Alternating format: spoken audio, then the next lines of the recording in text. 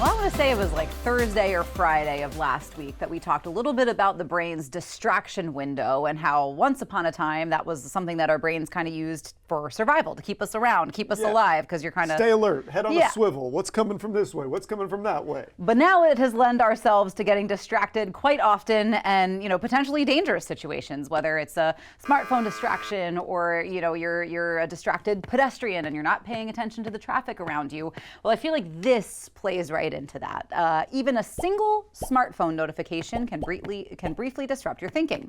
Researchers discovered that a pop-up alert can slow mental processing for about 7 seconds, with the effect strongest when the message feels personally relevant or emotionally important. The study also found that how often you get or check notifications matters more than total screen time, suggesting that frequent interruptions, not just hours spent on a device, are key drivers for attention problems. Overall, research highlights how fragmented digital routines can subtly undermine concentration of everyday life. What are your thoughts on this one? I definitely understand how that works. I think that I have been accidentally inoculated to this a little bit because I get so many random spam calls and texts that my phone is almost always on silent now, and that I'll look down, and unless it's specifically from my wife, my brother, my sister, my mom, somebody at work, if it's not one of those few people, I just assume that it's probably nonsense. I'll check it later in case it turns out to be important. But because of that, I think it has helped me actually in a weird way. Yeah. Like, just disregard most of the things that are showing up. I also don't have my phone set so that you can see what the messages say, which is probably another part that's distracting, is if you can see like half of what a message says and it is from one of those important people, then you have to go pay attention. Whereas if it's just random number you don't know, you're just looking, I'll deal with that later. Yeah, I think especially too your social media notifications, like when those were on, I feel like one of the best things I've done, A, for my mental health, but B, for my focus, has been turning off all of my social media notifications. So if I get a Facebook comment somewhere, I'm not notified until I log into Facebook, and I'm like, oh, okay, 3 notifications. But popular girl over here. 3 whole notifications.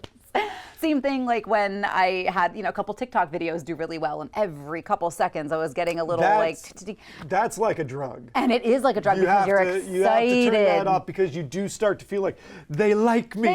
They really like me. Exactly. And you just know, now it's at 100, now it's at 200, now it's at 1,000. Oh my God. I saw how dangerous that was one time that I had a video do really well, and I was like, I cannot do that or feed into that. Knowing those things and kind of disconnecting yourself a little bit has been huge in that area. But I think the social media notifications are where it can get really dicey and dangerous for that distraction level, or the dopamine dose that goes to your brain when you're like, they want to talk to me.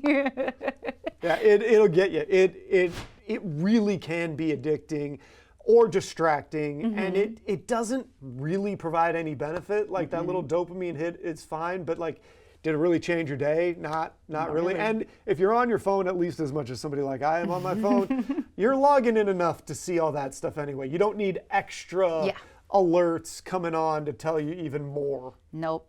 I've got my do not disturb hours on too, so I'm like, if you need me during that time, don't. I'm sorry.